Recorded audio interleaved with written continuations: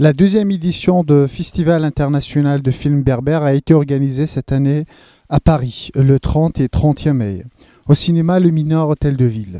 Selon les organisateurs, c'est un festival de et pour la culture berbère. C'est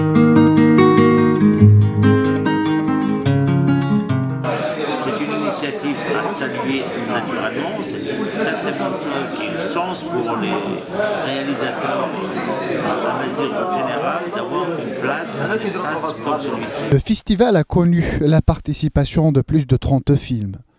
Sur la participation et la sélection, nous avons posé la question à Mokran Gassem, un membre de jury.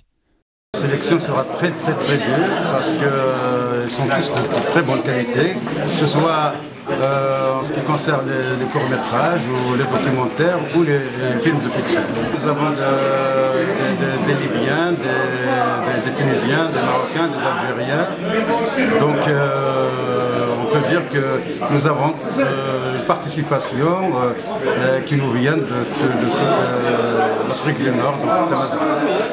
Selon les organisateurs, le festival est une occasion de rencontres, de débats et d'échanges entre journalistes, réalisateurs et universitaires spécialisés dans le monde berbère.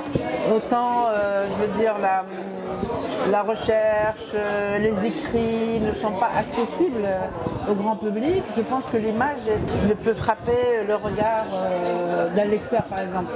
Et je trouve que c'est aussi très bien parce que c'est riche, c'est divers. Il y a une part d'émotion qui se dégage chez les gens interviewés, que cette émotion, on ne peut pas la lire dans un entretien publié, par exemple. Aouhid, carte postale, Azul, histoire des villages amazirs en Tunisie, sont des films, entre autres, sur la fiction, l'histoire et le patrimoine.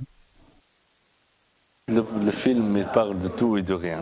Donc le tout, c'est notre identité, notre patrimoine, l'architecture amazigh en Tunisie, la langue, les mariages, les traditions.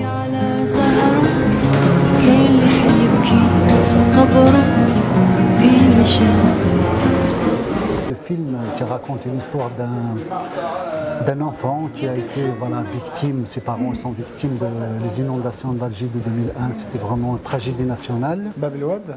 Voilà, c'était Bab el Oued en 2001. Quand même, comme vous savez, c'était 8000 morts et une centaine de blessés, si ce n'est pas plus. Le film, il s'agit d'un voyage dans le temps et dans l'espace. C'est une découverte pour 10 millions d'habitants tunisiens d'un potentiel historique et patrimonial très riche à Mazir que malheureusement peu de gens connaissent ça.